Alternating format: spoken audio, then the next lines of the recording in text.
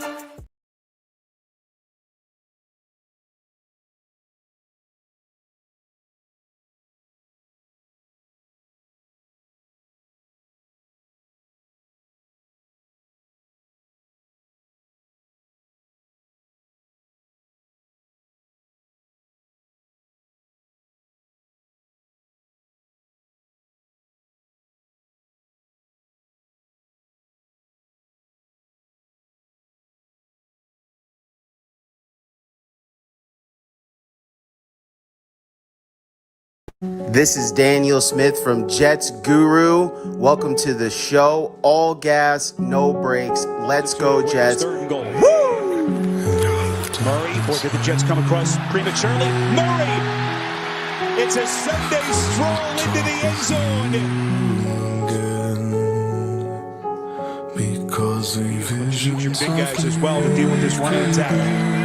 Murray feels the pocket start to muddy over the middle and completes to the tight end. McBride still going. First and goal. Dortch again lines up in the backfield. Murray near side to Harrison over the shoulder. Touchdown. Within the sound of silence. Desperate for a touchdown. Rodgers to the end zone. Adams dropped it. Unbelievable. The entire game. Rodgers escapes. Rodgers football's out.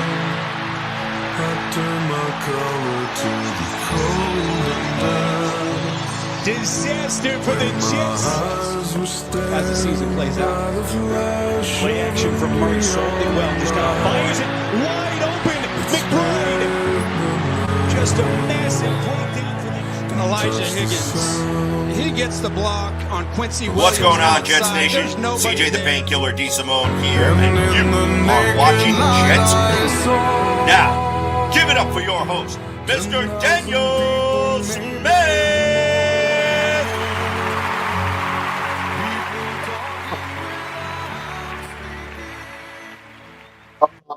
God bless everybody. God bless you all. All you Jet fans suffering out there watching this absolute trash that we have to watch every single week. You know, I spent many days as a young child waiting for a roster, at least an offensive roster like we have today. A running back that could get past the second layer. A receiver that could take the top off of defense, a tight end that's not the star of the show, but he'll get you those tough yards, a quarterback with Hall of Fame pedigree, and somehow it still does not work. And you bring in a star receiver and it doesn't work. And you brought in a Hall of Fame tackle that, yeah, he was on the downside, but there was no indication that he would fall off like this. And here we are. 14 years, no playoffs unless the Jets magically win every single game here on out. And can it happen? Yes. And am I going to say it's going to happen? No. Can they be the Mets of the NFL? No. They can't. And you know why? Because the Mets, who lost pitching talent the year before, much like the Jets lost defensive players this previous offseason, they brought in young guys and they had an attitude and a freshness to them. It was like, we're going to go out and we're going to play hard. And they had a locker room, a talk or whatever in June 20-something. And after that, they were the best baseball team in all of Major League Baseball. And when you go back and listen to the interviews of why they were able to do it, it wasn't the talent. It was the same players who started off really bad, 10 games out of the wild card, to then winning a wild card spot. It was the same team, but it was the mindset to come and approach. And when you look at this Jets team, they look miserable. And they've looked miserable, it seems, since they got beat down by San Francisco. It's like San Francisco snatched something from them week 1. They just weren't the same team. It was like everything that usually takes like half a season to expose for most NFL teams, the 49ers exposed literally in one game. They exposed the Jets' run defense with an unproven running back who's done well the rest of the year, but that was his jumping off party there, right? With the Jets. And they just stomped the Jets. They manhandled the Jets on both sides of the ball up front. And we all laughed about it and said, it's week 1. It's the 49ers. They're a Super Bowl team. We were supposed to be Super Bowl contenders. That was the whole reason why we did everything we did. And yeah, we still had to make the playoffs, but that is what was at stake here. And yes, Scott, they're just only as good as their press clippings. And it's always been that way, hasn't it? The last time, and you know what's so crazy? And I'm not saying I'm for or against, but the fact that there's one coach that says, I want to come back and coach this team. And the audacity for people to say, well, we don't want him back. Look how that ended. Look how what ended. Everything has ended like this.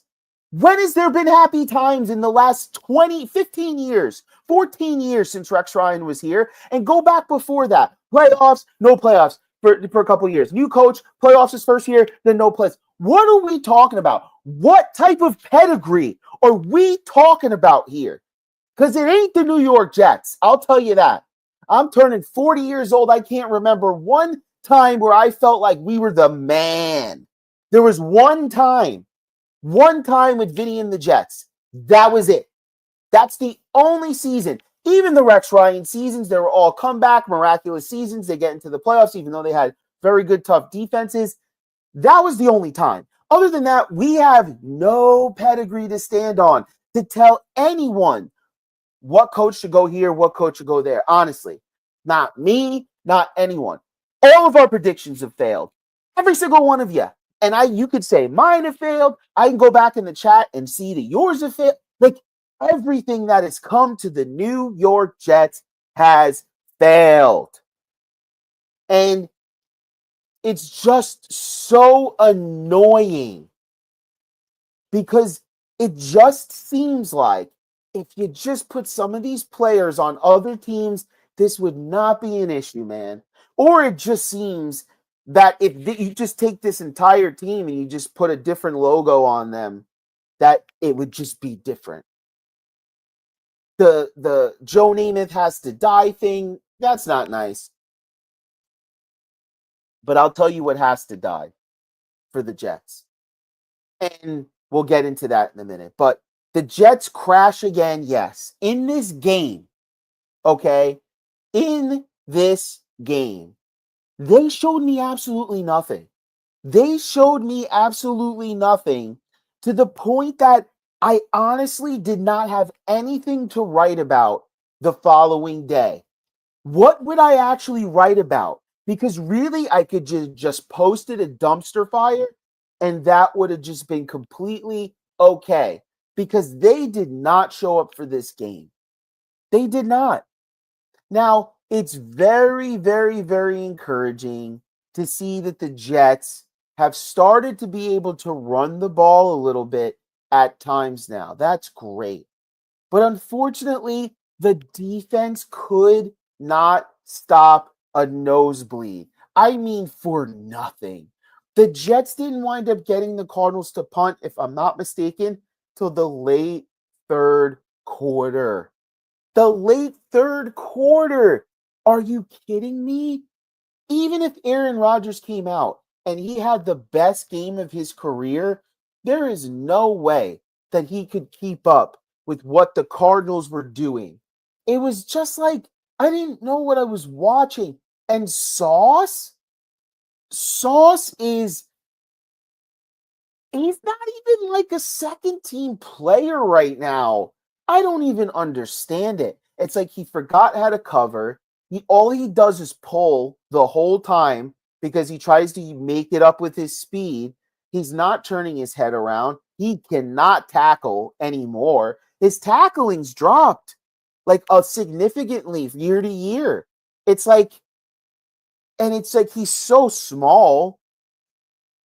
I don't understand it. And how much more could Garrett Wilson take? This poor guy, right? We talked crap about him because he had one bad game, and this is why I said what I said, and I will say it. There is no reason to talk that kid down because he had one bad game for what he's given to the Jets. And look what he's done, and again has to suffer through quarterback play and offensive line and no running to set up anything and the defense. And it's like, how much longer is this kid going to want to stick around here? Or any of these people for that matter?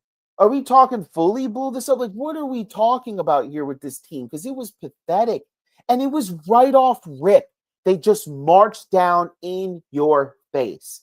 And I spoke about it before on Jets Guru. You got Devontae Adams. You moved Mike Williams. You're making moves, getting every single free agent kicker known to man. But the one dang thing that we all see, and it started with the 49ers from game one, is the ability to not stop the run. Every single team has run on you every single game. And it didn't stop here. Trey Benson, 6.2 yards per carry. They ran for 147 yards on 32 carries and 3 touchdowns. Not only is that eating the clock up, it's continuing first downs. It's giving short fields for you and your quarterback to throw and to either do run option. I mean, they gave themselves no chance. And you know what the headline is? And this is so funny. Is that Aaron Rodgers? It's all Aaron Rodgers now. First, it was the coaching staff and Robert Saleh. Then, once he was gone, and we immediately knew what was going to happen if the spark didn't come right away, we knew you're stretching your new defensive coordinator too thin. You have a new person now rallying your defense. There was a lot of people who knew Robert Saleh shouldn't have lost his job at that time. Yeah, at the end of the season, sure, but not there. We all know who should have been fired. The defense was still, even though they had their hiccups, was still playing at a high level, which they're not now, and they just keep sliding down. It was Hackett. But you couldn't let Hackett go because that's Rodgers' guy. But why couldn't you say to Rodgers, Downing is your guy too? We can't save this guy anymore. We saw the Broncos. We see it here. We can't keep continuing this. He has to go. It can't be Robert. He runs the defense. If he leaves, Ulbricht's never been a coach. How do you think that's going to go? Logical fan would say that. Anyone. Hackett has to go. Even Rodgers could understand that. You're an owner. You make business deals for a huge company. You can't see that? Come on. Come on. Come on.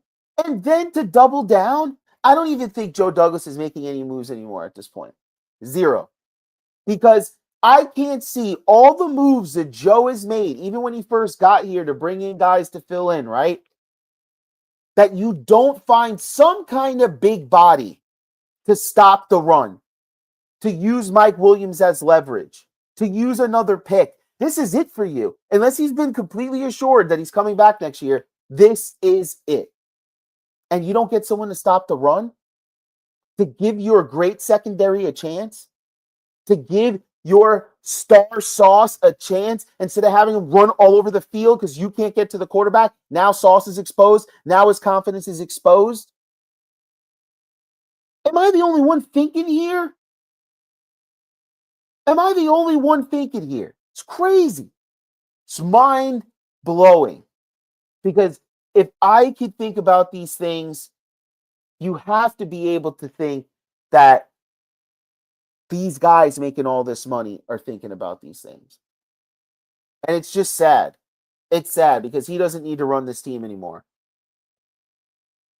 He's worse than James Dolan. James Dolan has disappeared. Okay? And guess what? Both teams are successful. Rangers, Knicks. Never hear about Dolan at all. Let sports people do sports things, right?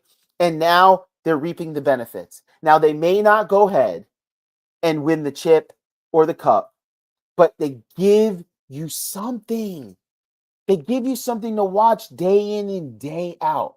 And yes, Quentin Williams has been quiet this season, but he's also double teamed. And I know that there's other people that are going to say, yeah, but there's a lot of people that are double teamed, like Dexter over in the Giants. But listen, not everyone is the same. He's still a great talent. He has been heating up a little bit the last couple of games compared to the beginning. He has no help at all. He has no big body to absorb the run.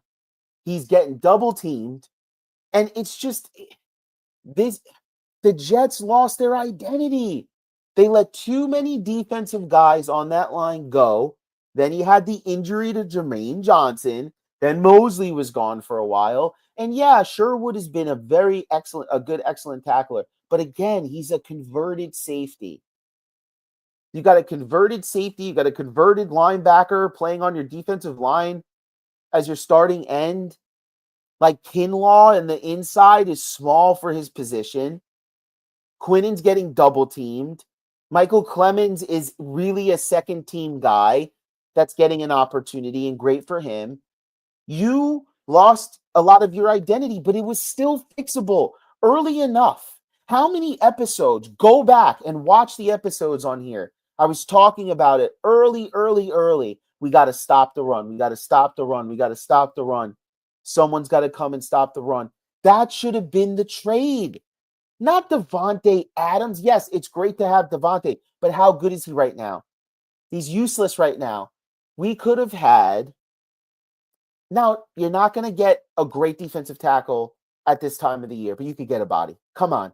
You could get some help, more help, something different, just for different sake, instead of getting run down every single game. And Aaron Rodgers, before the last game, was like 5th in passing or 7th in passing, 7th in touchdowns. Please stop blaming Aaron Rodgers for everything, because he is putting up good numbers. Is he not throwing the deep ball? Yes, we can talk about that. That we can talk about. But we can't say Aaron Rodgers has been bad. Absolutely not. He's had some really solid games. He's had good games when the run is not helping him, when the defense is not helping him. And then when he doesn't play bad, they don't pick him up. This one plays good. This one doesn't. Special team sucks here. No, they're good here. It's like no consistency. But how could there be, right? There's no practice. There's no warm-ups. It's just piece. New piece. Move this piece around. Then he gets hurt. No backup plan. Throw Zach Wilson back in there. Yeah, that's really going to build cohesiveness coming into the offseason. Then you have, 3 months to get to know each other, and then you start a season with Super Bowl expectations. How naive are we? Even playoff expectations, how naive. In all reality, this does need another year. Are you going to sign up for it? I don't want to sign up for it, but Aaron Rodgers, he can opt to come back. I wouldn't mind having Aaron Rodgers back under a couple conditions, because it's already over, guys. So let's move on to how do we fix this thing, right? How do we fix this thing? How do the Jets fix it? Some people say, let's blow it up. That's what some people say. Some people say, let's blow it up. Let's get new people here. So let's go with that first. Okay, let me take a sip of water. So we blow it up. Let's go ahead and blow it up. We fire Joe Douglas. We tell Olbrich, thanks, man. We appreciate your services. I'm sure you'll find a job somewhere else. And we move on. Great. Let's do that. I'm down for it. We fire him. He's gone. Who's coming in? Because I'll tell you who's not coming in. And who's not coming in is any established coach that has any type of cachet or any type of talent at all, because they're not willing to risk their resume with an owner who's going to go past their GM, past their coach to get the quarterback that he wants, then allow that quarterback to bring whatever players he wants to undermine the moves of the GM. Now, both Saleh and Joe Douglas's resume are on the line, and now everyone points at them. Well, those are your moves, and those are your moves. How do we know that? Because with Woody Johnson's history, how do we don't know? We're like, hey, just get him. Go ahead, just get him. You know, pushing it. I need this Super Bowl. I want this. This is, come on. Or was it all Joe Douglas? Because some of the way that things have gone down, they don't sound like Joe Douglas moves. Even the Devontae Adams trade didn't really seem like a Joe Douglas move. And I've seen a lot of Joe Douglas moves and that I've liked, both drafting and trades. And this just didn't seem like one of them. And I like Devontae. And I hope that he comes back next year if Rodgers is here. And I'd like to take another crack at it with Fashanu at tackle and a better defensive line with a little bit more stout, and maybe a bigger linebacker that can tackle and stop the run. This is over, guys. I mean, you could go that route and bring them back and retool and say, hey, you know, crap happens. We still believe in this. But you can't, in my opinion, because a lot of this was built off of that solid defense. Having that very good defense to help this offense. Aaron Rodgers is no longer the guy like Joe Burrows that can go out there and sling the ball around all day and move around, even though, you know, Burrows is not a runner, have that ability to move out and really extend and pull out towards the sideline enough to give you some time like you see all these young quarterbacks doing today. There's a limitation, and that limitation is you have to have a top 5 offensive line with a quarterback like Aaron Rodgers. And if you do, he does have very good timing with the people that know him, and he does still have a very good arm, but he has not thrown the ball deep, and he has not wanted to. And even when I've seen good protection, I haven't really seen it, and I think he doesn't want to really get hit all that much anymore. And honestly, what the Jets need to do, depending on how their record ends, is probably get themselves a rookie quarterback, which I know and I hate to say, and have him sit behind a veteran like Tyrod Taylor for a year or mostly towards the end of the year. But how did the Jets fix it? I'm not sure. And you know what? My computer's starting to die. And I don't know where my charger is. And we're going to have to pull the plug on this in a couple minutes, just like the Jets have pulled a plug on us and still charging up pricing for their season tickets. Jets versus Colts. Well, I'm a sucker because I think the Jets are actually going to win this game. Because whether it's Richardson or Joe Flacco, even this Jets defense should be able to handle this. At home, they get the win. And they go into the bye week at 4-7, probably 3-4 spots out of the last spot.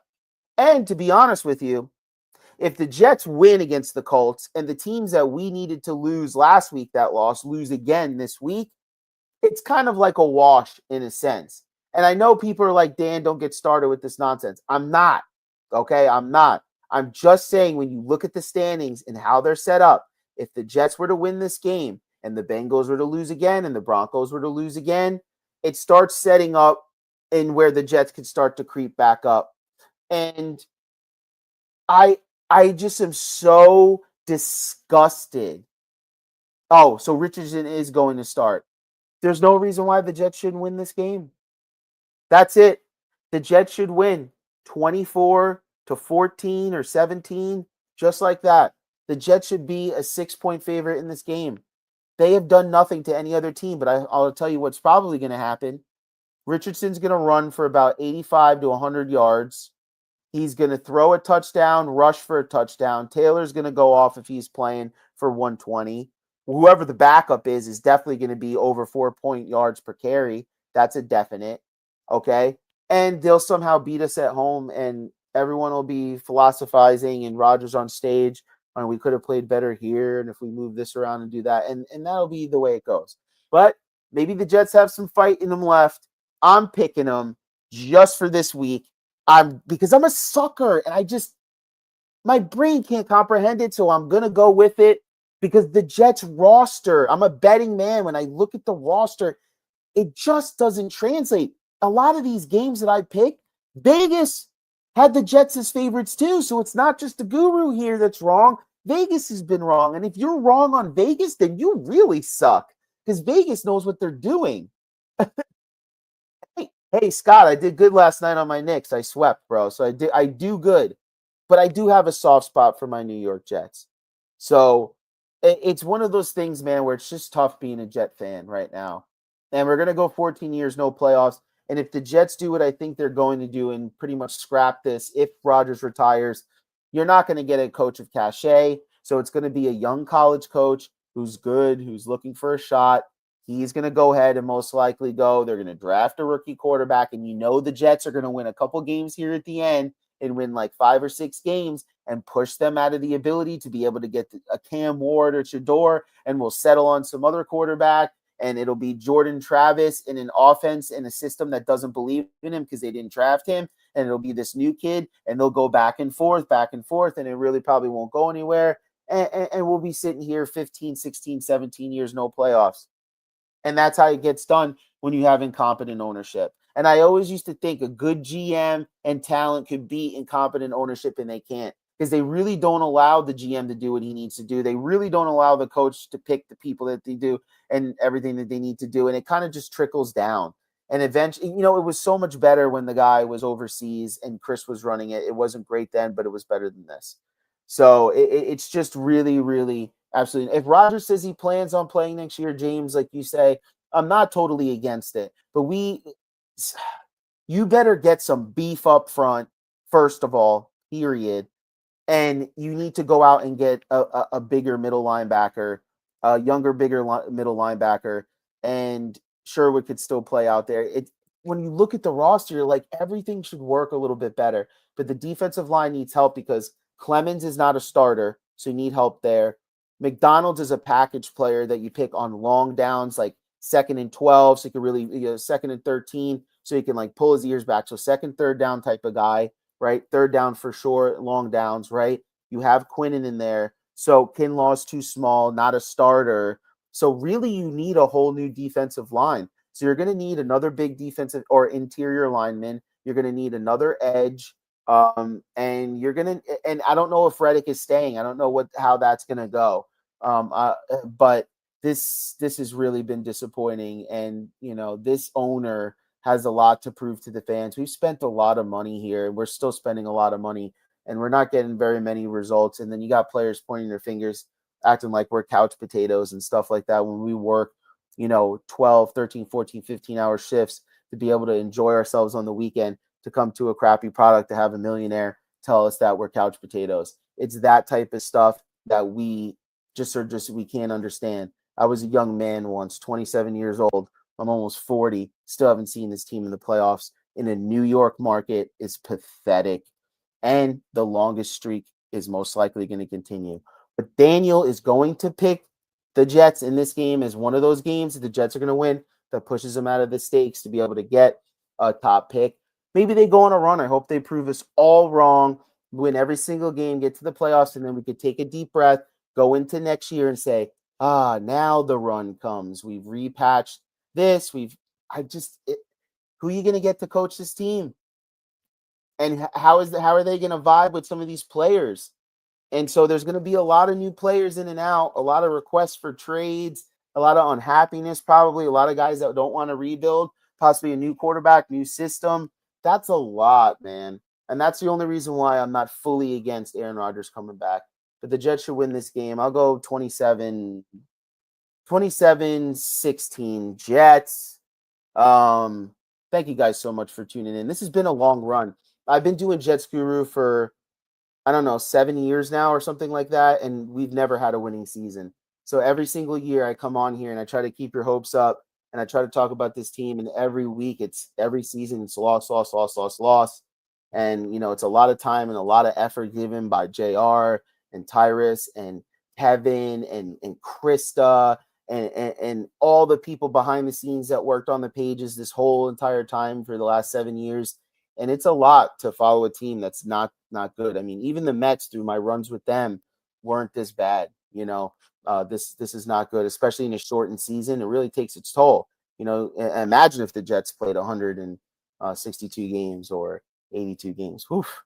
But thank you guys for tuning in. JR, you're amazing. Keep it up. You're doing great things. Thank you, Jets. Jets Guru Nation from YouTube, Facebook, and soon to be Instagram. Starting next week, we will be live on Instagram. The page is already up, Jets Guru on Instagram.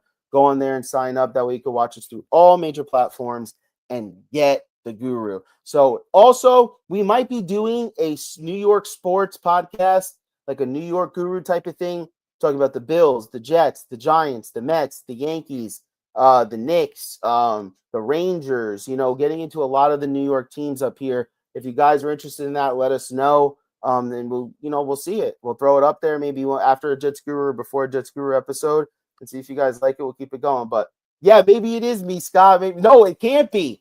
It can't be me, Scott. It can't be me because it goes back. Remember? It goes back to Rex Ryan. We're all in this together. That's what I'm saying. This team, it's not the fans. They got to dig themselves out of this hole and get us to the playoffs because we were all there in the playoffs. We saw it. We were there. We were ready. We were all there. And we were all there waiting for Ryan Fitzpatrick to beat the damn Buffalo Bills. And Rex Ryan, I still believe to this day, was giving us that game, and we still couldn't take it. And yeah, I'm crazy enough to say bring Rex back because why not? Why not? Everything else hasn't worked. No other coaches work. This defensive coordinator, this mind, this quarterback, this talent, this. None of it works. So yeah, bring Rex back because I like him. Bring him back. At least he likes to be a New York Jet. We don't. No one likes to. He does, right? Because he has family history and he has something that he believes in and he loved being here and he knows the owner. Good. He knows the owner. Bring him back. Bring someone back. Bring anyone back. Anyone who wants to be here, bring them back. Aaron Glenn, everyone says, oh, Aaron Glenn. I'm not totally against Aaron Glenn, but it's another defensive coordinator. How does that help us? So now he has to cater to Aaron Rodgers and Woody Johnson. How's that going to work? And is that fair to Aaron Glenn? No, it's not. And I don't want him to suffer through that. So no. It's either going to be Aaron Rodgers comes back, we run it back with improvements with 2 or 3 new guys on the defensive line. The Jets would probably draft a defensive end or a defensive tackle to go with Quentin Williams on that line, bring in a free agent, re-sign Reddick. That's how you probably do that. Then you have Fashanu take over for Tyrone Smith, which is pretty good. Vrabel's not coming here. I would love him. Not coming here. Again, no coach with any type of anything is going to come here. It's going to be a young coach because no one's going to want to be a coach with Aaron Rodgers. You can't coach. He has to be his guys. It's their thing. It's like a casting crew.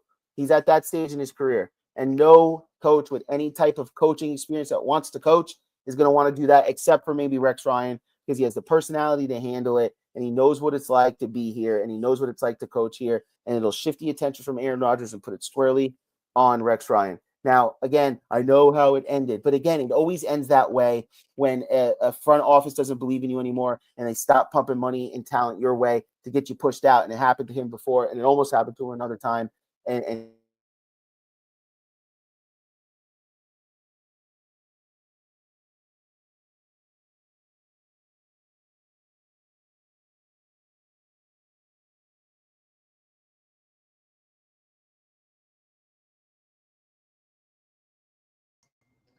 Yo, you're still alive, Dan. Or maybe that's the show.